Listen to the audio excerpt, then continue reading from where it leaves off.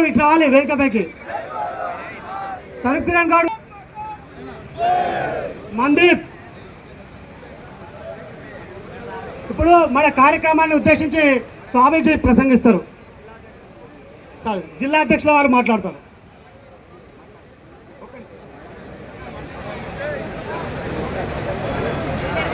జై శ్రీరామ్, जय श्री राम. आवाज दूर दूर तक जाना चाहिए. जय श्री राम, जय श्री राम.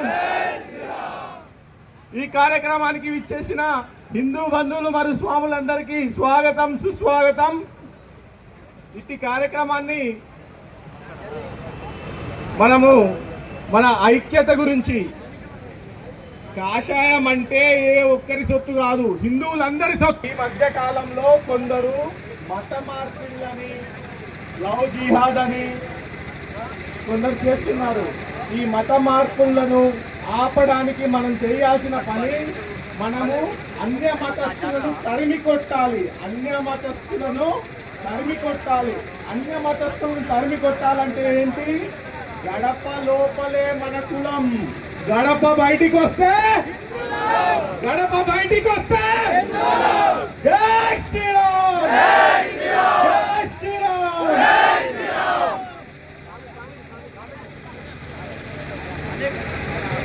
జై శ్రీరామ్. అన్నం భక్తులకు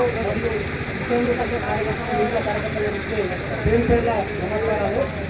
ఈరోజు శ్రీరామాన్ విజయయాత్ర పేరుతో శోభయాత్ర నిర్వహిస్తున్నాం. ఇదంతా కూడా మనం ప్రశాంతంగా నిర్వహించుకోవాలి. ఈ యాత్ర ద్వారా రాముడి యొక్క గుణగానాలు, హనుమంతుని యొక్క కర్తవ్య బోధనలు మన లోపల మనం నిర్మాణం చేసుకొని భవిష్యత్తులో హనుమంతుని దగ్గర హనుమంతుడు ఏదైతే ఏ విధంగా అంటే జీవితం కనుగొన్నట్టు ఏ విధంగా కనబడడం, ఆ విధంగా ఈ దేశాన్ని ధర్మాన్ని రక్షించడం కోసం మనందరూ కూడా హనుమంతుడు యొక్క దిశలో మనం ప్రయాణించాల్సిందిగా కోరుతున్నాం. జై శ్రీరామ్. ఇప్పుడు జై శ్రీరామ్.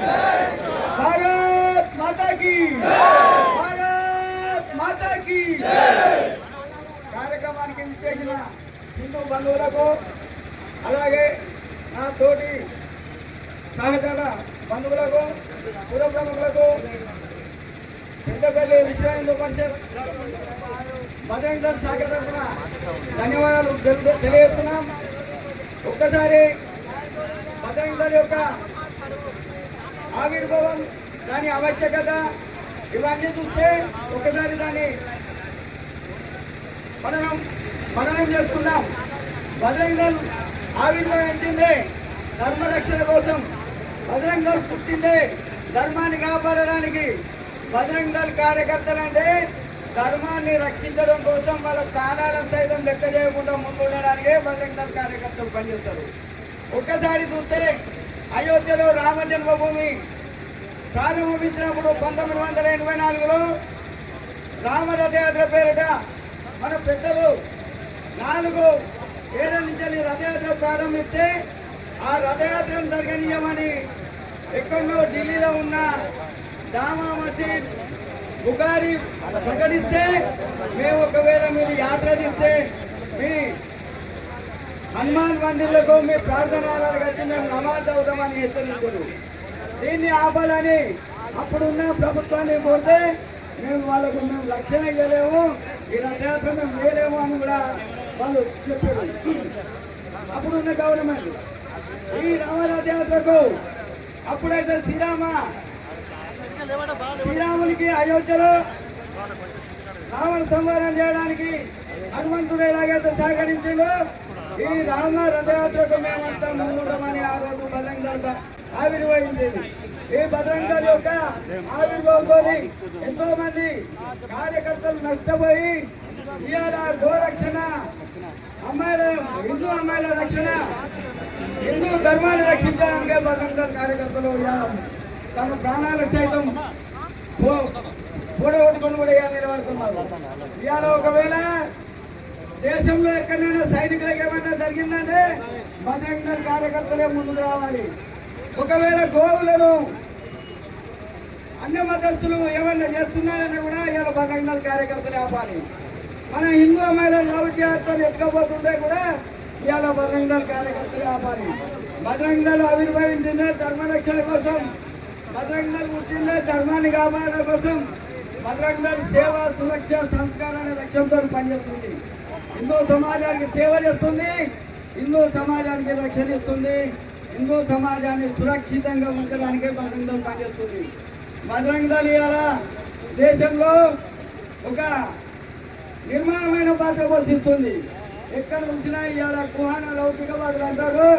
ఒకడు చాలా సినిమా చూసి ఇవాళ అందరూ చేస్తున్నారు అంటారు.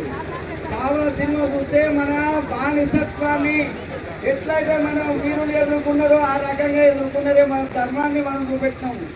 దుష్ట ఔరంగజేబు అంటాడు మన ఎన్నో గుళ్ళను మన ప్రాంతాలను ఆలయాలను ప్రాంతాలను చేసిండు, మన మహిళలను తిరబట్టిండు. అయినా కానీ ఇక్కడ ఉన్న లౌకిక వాళ్ళ కన్ను కనవలేదు. వాళ్ళ కోసం ఇక ఏమైనా చేస్తాం, ఓటు బ్యాంకు రాజకీయాల కోసం ఇవాళ దేశాన్ని విచ్ఛిన్నం చేయాలని కొంతమంది లౌకికవాదులు నక్సలైట్లు దేశాన్ని విచ్ఛిన్నం చేయకుండా మనందరం కాపాడుకోవాలని మన బజరంగ దళ ముందున్న లక్ష్యమని కోరుకుంటూ ఈ అవకాశం ఇచ్చిన మిత్రులందరికీ పేరు పెట్టిన ధన్యవాదాలు.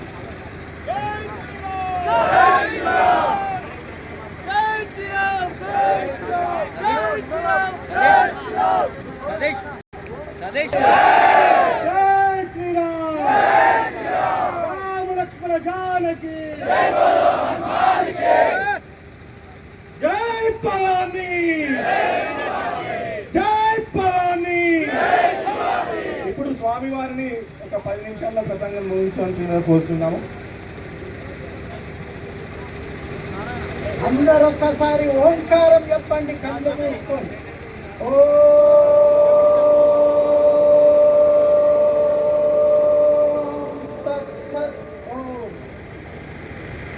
ఈ సృష్టి ప్రారంభము నుంచి దానవులు దేవతలు అయ్య ఒక్కడే, తల్లులు ఇద్దరు.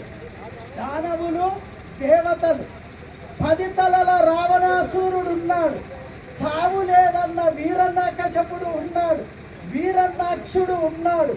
మాకు సావే లేదని విర్రవీగినటువంటి గాడుదులవ్వండి. ఏమి ఆ రోజు నుంచి ఈ రోజు వరకు శివుడు ఇచ్చిన వరాలను చూసి రావణాసురుడు, కుంభకర్ణుడు, బ్రహ్మదేవుడు ఇచ్చిన వరాలను చూసి వీరన్నకశిపుడు, వీరన్నాక్షుడు, శ్రీ మహావిష్ణువు గూళ్ళన్ని కూలగొట్టి వీరన్నకశిపుని విగ్రహాలను పెట్టిపించాడు ఆ రోజు వీరన్నకశిపుడు. కానీ భక్త ప్రహ్లాదుడు ఎక్కడ పుట్టాడయ్యా? ఎక్కడ దుర్మార్గం ఉందో అక్కడనే అవతరించాడు భక్త ప్రహ్లాదుడు. నేను నేను నేను అని విర్రవీగినటువంటి వీరన్నకశపుణ్ణి అస్త్రం లేదు, శస్త్రం లేదు, ఒక్క చేతులతోనే చీల్చి పారేశాడు నరసింహ అవతారం. యదా యదా హి ధర్మస్య గ్లానిర్భవతి భారత అభ్యుత్థానం అధర్మస్య తదాత్మానం సృజామ్యహం పరిత్రాణాయ సాధూనాం వినాశాయ దుష్కృతాం ధర్మ సంస్థాపనార్థాయ సంభవామి యుగే యుగే. ఎప్పుడైతే దుర్మార్గులు పెచ్చు పెరిగిపోతారో, భూమి మీద అధర్మము చెలరేగిపోతుందో, దుష్టులు, దుర్మార్గులు, నీచులు, నికృష్టులు ఉన్నవారు కూడా దుర్మార్గుల పంచలు కాస్తారు, ప్రాణాలకు భయపడిన తుచ్చ మానవులు.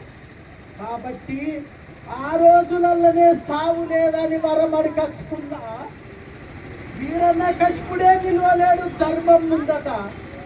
ఈ రోజు చేసే మూర్ఖులు ఎవరు నిలుస్తారయ్యా? యథో ధర్మ తతో జయ. ధర్మం ముందు ఎవ్వడూ నిలవలేడు, ఎంత మొదలాడు నిలవలేడు. అధర్మము దిక్కు మాట్లాడేవాడు ఆ రోజుల్నే నిలవలేడు. ఈ రోజుల్లో ఎవ్వడూ నిలవడని తెలుసుకో. మాయ జూదమాడి శకుడు మాయతో పాండవులను మోసము చేసి ద్రౌపదిని వివస్థను చేసి అడుగులు వర్తించినటువంటి శకుడు, కర్ణుడు, దుర్యోధనుడు, పిశాచనుడు. సావు లేనటువంటి భీష్ముణ్ణి, ద్రోణుణ్ణి, సహజ కౌశకుండలాలు ఉన్నటువంటి కర్ణుణ్ణి చీల్చి చెండాడాడు భీమార్జనుడు. 100 మందిని మేము 5 పాండవులు మమ్మల్ని చేస్తారని విర్రవీగినటువంటి కౌరవులను నిండు సభలో భీముడు ఒరే నీ 100 మందిని నేను ఒక్కటే చంపుతానన్నాడు. 100 మందిని ఏడ్చుకుంటూ చంపాడు. 100 మంది ఏమయ్యారు? ఈ రోజులల్లో విర్రవీగేటి కౌరవ సైన్యాలు, ఈ రోజులల్లో కర్ణునిలాగా విర్రవీగటి పొగర్పోతుడు ధర్మం ముందట ఎవ్వడు నిలువలేడని గుర్తుపెట్టుకొని, ధర్మము గడ్డిపోస బ్రహ్మాస్త్రమై దుష్టుల పాలిట యమధర్మరాజై నిలబడతాడు.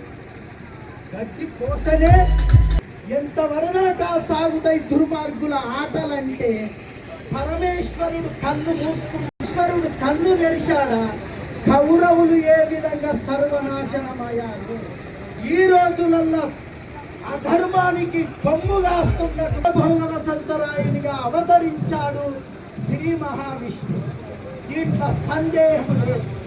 ఆ రోజు కోతులతోనే రాముడు లంకను నాశనం చేశాడు. ఈ రోజు కూడా సమయం వస్తుంది. అందుకే